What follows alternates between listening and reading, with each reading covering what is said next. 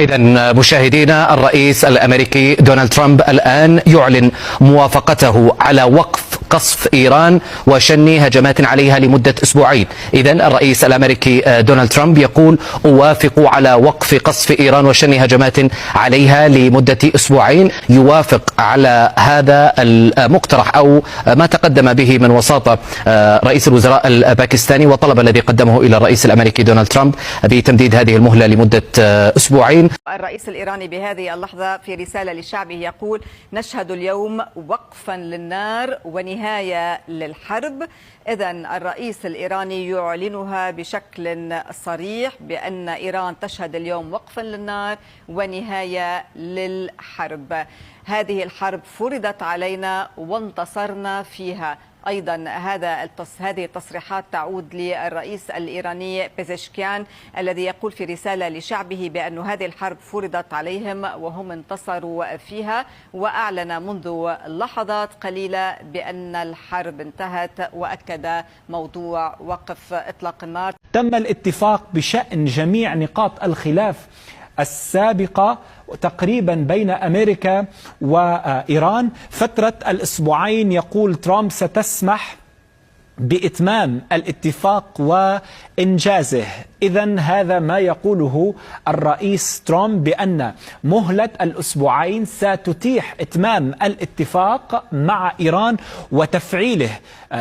أيضا الاتفاق بشأن جميع نقاط الخلاف السابقة تقريبا بين أمريكا وإيران، والاتفاق بشأن جميع نقاط الخلاف السابقة تقريبا بين الولايات المتحدة وإيران.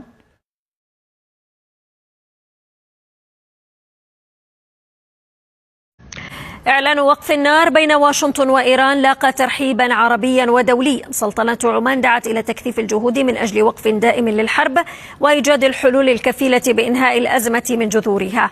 أما وزير خارجية ألمانيا فاعتبر القرار خطوة أولى نحو سلام دائم في المنطقة. وأكد المستشار الألماني فريدريتش ميرتس على ضرورة اتخاذ التدابير المناسبة لضمان حرية الملاحة في مضيق هرمز. كوريا الجنوبية قالت إنها تعمل على تمكين سفنها من مغادرة مضيق هرمز. أما الأمم المتحدة فاعتبرت إنهاء الأعمال العدائية أمرا ملحا لحماية المدنيين والتخفيف من المعاناة الإنسانية. رئيس وزراء بريطانيا كير ستيرمر أعلن توجهه إلى الشرق الأوسط دعما لحلفائه ووقف إطلاق النار. كما دعا الرئيس الفرنسي إيمانويل ماكرون إلى ضرورة احترام بنود اتفاق وقف إطلاق النار بشكل كامل، وأكد ضرورة أن يشمل وقف النار في لبنان الذي يواجه وضعا حرجا. وبدورها رحبت الخارجية الصينية بوقف إطلاق النار ومواصلة سعيها لإحلال السلام في الشرق الأوسط.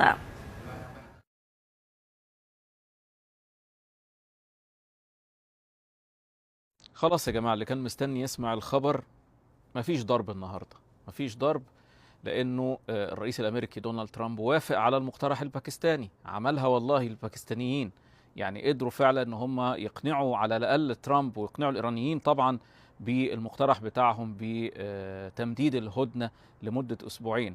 ده مش بس تمديد هدنه، كلام ترامب في تروث سوشيال كمان بيقول فيه انه بعد ما اتكلم مع رئيس الوزراء الباكستاني اقتنع بانه هو يحجب القوه التدميريه التي كان سيرسلها الى ايران الليله في مقابل انه ايران تفتح مضيق هرمز بشكل آمن وفوري وكامل. هو ده الشرط اللي عايز ياخده ترامب دلوقتي على الأقل علشان خاطر يوقف إطلاق النار. ترامب كمان اتكلم عن حاجة أبعد من كده، قال إنه إيران بعتت لأمريكا مقترح من 10 نقاط يمكن البناء عليه كأساس للمفاوضات، وده يعتبر تطور كبير، ودي تعتبر نقلة كبيرة بالنسبة لترامب إنه هو يقتنع بالمقترحات بتاعت الإيرانيين للسلام. ترامب كمان بيقول إنه تم التوافق على معظم النقاط الخلافية اللي كانت بين أمريكا وإيران. ده كمان تطور كبير.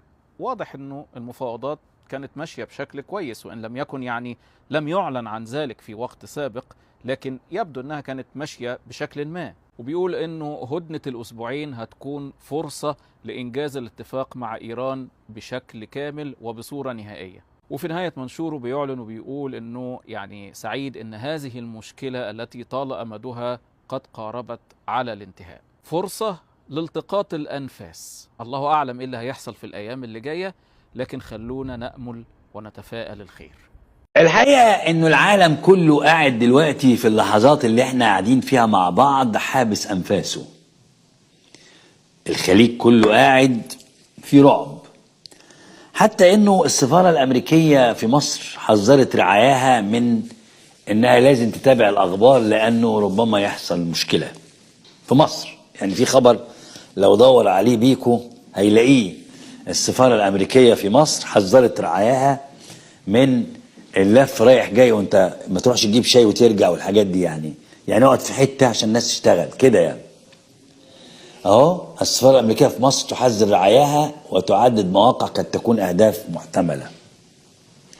في الوقت اللي احنا قاعدين فيه مع بعض ده والدنيا الناس الحقيقه ربنا يستر على الخليج وعلى المنطقه كلها، لانه خلاص ترامب عايز يضرب. انما الضرب شغال في مصر زي النار، ضرب الكذب، كذب الإبل. رسميا وفي هذه اللحظات نرى المرشد الأعلى للجمهورية الإيرانية مجتبى علي خامنائي يدخل لغرفة العمليات العسكرية للحرس الثوري الإيراني، والمفاجأة هي صورة المفاعل النووي الإسرائيلي ديمونا على الشاشة في قاعة العمليات العسكرية، ليكون المفاعل النووي الإسرائيلي هو الهدف الأول للحرس الثوري الإيراني إن قام الرئيس الأمريكي دونالد ترامب بتنفيذ تهديداته وضرب المنشآت النووية الإيرانية. دول الخليج ترتعد والسبب تبوا معايا يكتفوا ب يلا هذه بدايتها ما شاء الله. هذا فقط لتذكير بأنه نعمل السلام إن شاء الله، بإخطارنا بأنه مستوى التهديد الأمني مرتفع. الإخوان، قام الحرس الثوري الإيراني بنشر ذروع بشرية حول المنشآت النووية الإيرانية وحول مراكز توليد الطاقة الكهربائية لمنع الجيش الأمريكي والإسرائيلي من ضرب أهداف حيوية بإيران. الجيش الأمريكي والإسرائيلي يستعدان لضرب مناطق حساسة بإيران، وذلك بعد انتهاء المهلة التي فرضها ترامب على إيران بدون الوصول إلى حل أو اتفاق بين الأعضاء. ولكن وفي آخر اللحظات تتدخل دولة نووية لفض النزاع. رئيس دولة باكستان النووية يتدخل في آخر اللحظات ويقترح على الرئيس الأمريكي دونالد ترامب إعطاء فرصة جديدة لإيران للتفاوض والتحاور، إعطاء أسبوعين إضافيين للمرشد الأعلى مجتبى علي خامنائي. فهل سيقبل ترامب باقتراح باكستان أم سيدك إيران دكا دكا؟